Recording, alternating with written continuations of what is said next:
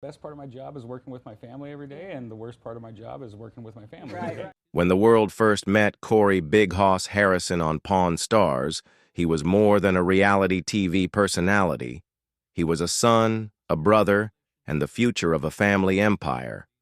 But behind the bright lights of Las Vegas and the millions of fans, tuning in each week, Corey's life was unraveling in ways no one saw coming. From family betrayals and crushing health battles to the devastating loss of loved ones, his journey is not one of riches and fame, but of survival. Today, we uncover the heartbreaking tragedy of Corey Harrison, a story far more human and far more haunting than television ever showed. Working at 9 years old, Corey's playground was the aisles between glass cases. Toys were tools. Boredom was a contract. He swept floors, greeted customers, learned to spot a fake. Childhood here was not cushioned by teacher-led curriculum, but shaped by the tactile grammar of objects. Weight, provenance, maker's marks. Those early lessons forged a kind of practical intelligence, a muscle memory for authenticity that would later become the spine of his public persona. The shop taught him how to read faces as much as it taught him to read ledgers. Family businesses blur the boundary between self and legacy, and the Harrison household was no exception. Expectations were twofold: paternal pride and the pressing need to prove oneself competent within a craft. The family guarded fiercely. As Rick Harrison and his father Richard built the gold and silver pawn shop into a bustling enterprise, Corey was cast in a role that demanded both loyalty and evidence. Loyalty to the family, evidence through performance that he could shoulder responsibility. The shop's small victories and stinging missteps composed the early chapters of a complicated apprenticeship. The early hardships of life on Fremont also shaped a particular toughness. Las Vegas taught Corey early that commerce can be unforgiving. A bad buy or a brash comment could cost reputation as quickly as money. Yet there were softer edges, too. The camaraderie of employees, the small rituals of packing a newly sold piece, the quiet compliments of an elder when a correct appraisal was offered. Those small human moments kept the child grounded during long days. Those formative years seeded the complexity that would later animate his television presence. On screen, Corey would display easy humor and blunt candor, but off-camera he carried the texture of decades of hands-on learning, an education that could not be distilled into a soundbite. Fremont's fluorescent light and glass-fronted displays were not just backdrops. They were classrooms, and the lessons learned there would follow him across decades and into broadcast cameras that turned ordinary work into a global spectacle. Corey's rise from sweeping floors to running day-to-day operations reads like a long apprenticeship, one measured in hours, mistakes, and small triumphs. Early competence translated into trust. By his teenage years, he had a reputation among staff for spotting misattributed coins and for a steady hand during tense haggles. He learned to ask precise questions that cut straight to provenance, an instinct that would pay dividends in decades to come. By his 20s, managerial tasks fell to him. He supervised employees, kept inventory moving, and handled the burgeoning online sales streams that turned local curiosities into national commodities. With the advent of e-commerce, Corey adapted the shop's old-world appraisal skills to modern platforms, bridging knowledge born at the counter with a new digital audience. Running the logistical backbone of a store that had become a magnet for tourists required diplomacy, a nose for history and stamina for long days that blurred into nights. Television changed the calculus of every decision. Once Pawn Stars became a cultural phenomenon, what had been internal shop disputes or private negotiations suddenly had to be navigated with an eye toward a public audience. Corey's managerial duties expanded into a dual role: steward of a family, business and figure who represented that business to millions. That double bind often created tension between the practical, sometimes mundane needs of keeping the lights on and the narrative demands of producers shaping episodes. the relationship. With his father, Rick intensified these pressures. Rick's exacting leadership and expectation of loyalty meant Corey continuously negotiated for autonomy. Their disagreements about buying choices, store strategy, the long-term direction of the business were generational debates about value, monetary, familial, and reputational. Audiences saw edited highlights. The real negotiations were long, often quietly painful, and fundamental to how the shop adapted to fame. Beyond business, the role taught Corey the moral dimensions of commerce. Appraisal is not merely technical, it is a judgment about what society values and why. He learned to weigh not only the intrinsic worth of objects, but the human needs that brought them in. A parent pawning heirlooms to feed a child, an older person seeking quick cash, a collector trying to salvage a piece of history. Those human stories complicated the ledger, adding moral texture to decisions that might otherwise be reduced to numbers. By the time he became a visible manager and co-owner, Corey had earned more than a title. He had developed a philosophy combining practical savvy with fierce loyalty to his family's legacy. That philosophy would be tested in public ways he could not have anticipated as a child sweeping the shop floor. The arrival of Pawn Stars on the History Channel reframed the gold and silver pawn shop into cultural currency.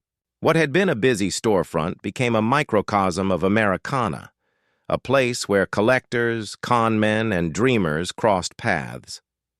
The show's format, a blend of folk history, expert testimony, and human negotiation, turned the shop into a theater of objects. For Corey, the cameras reframed life into episodes, outtakes of bargaining, moments of glee when an object proved worth a fortune, and the quiet disappointments of failed deals.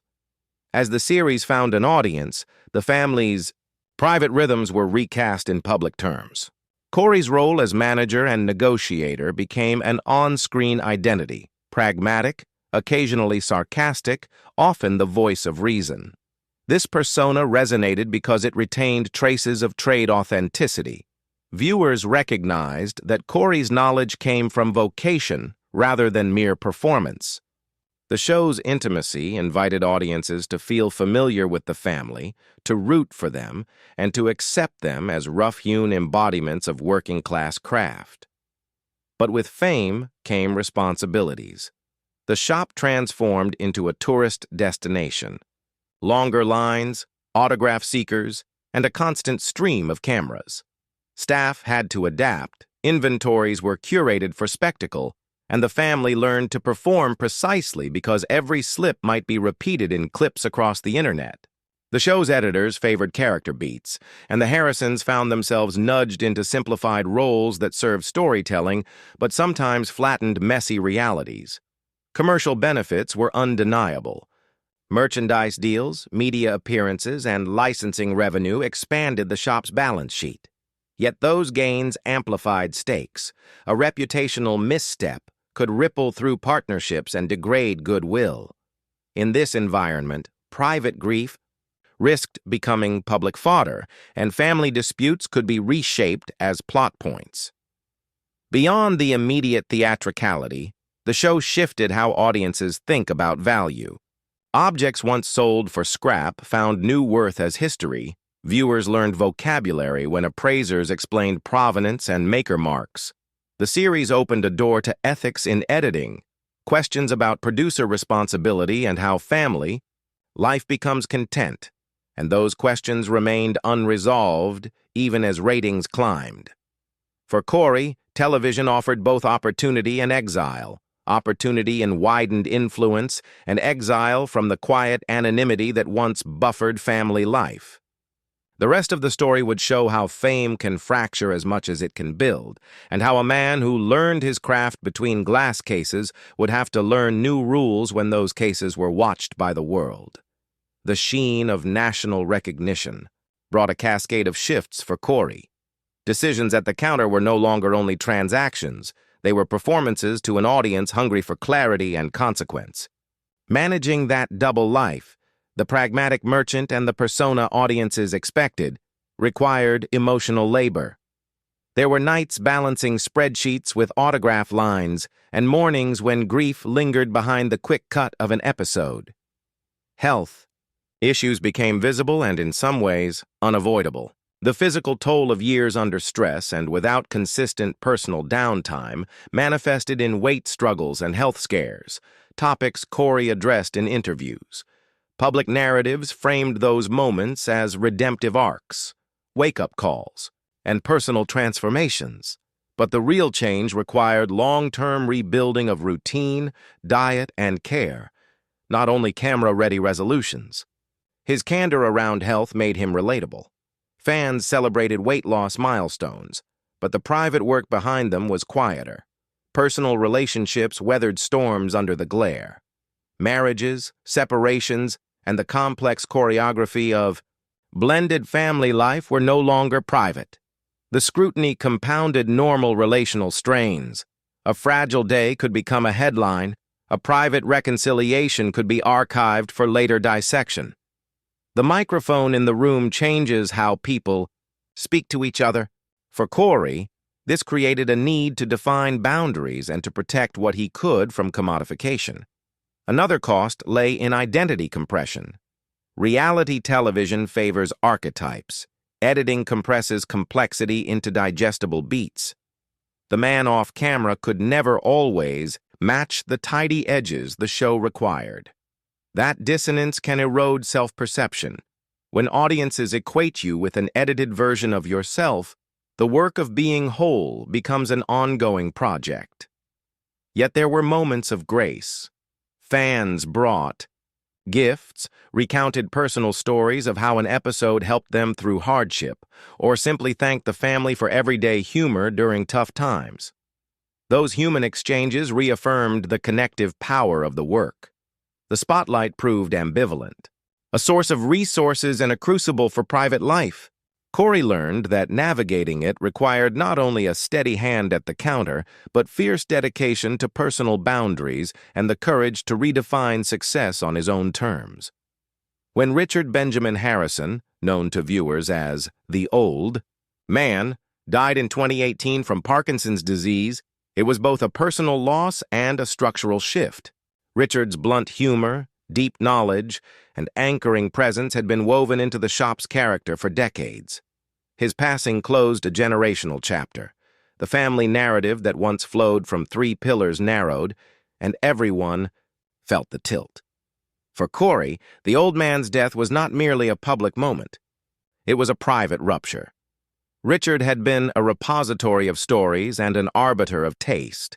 His absence removed an unspoken authority that shaped decisions and diffused conflict. The family had to find new balances, new ways to distribute authority and to guard the lore that made the business distinct. Rick assumed additional burdens, and Corey felt the weight of more operational and emotional responsibility. Television documented the memorials and tribute episodes, but cameras cannot capture the full textures of private mourning. Looks exchanged in back rooms, late-night phone calls, and quiet rituals that sustain families. Transactions continued, but the meaning of each sale shifted.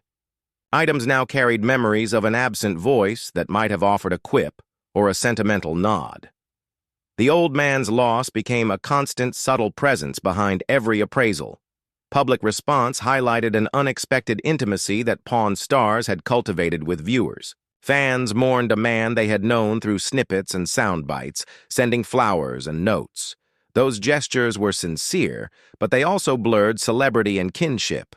Collective grief offered comfort and introduced the performative dimension of public mourning, where remembrance sometimes had to be managed for audiences as well as for private family members.